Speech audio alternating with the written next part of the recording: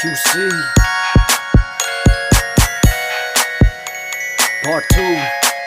Yeah, Vibe Beats. Here we go.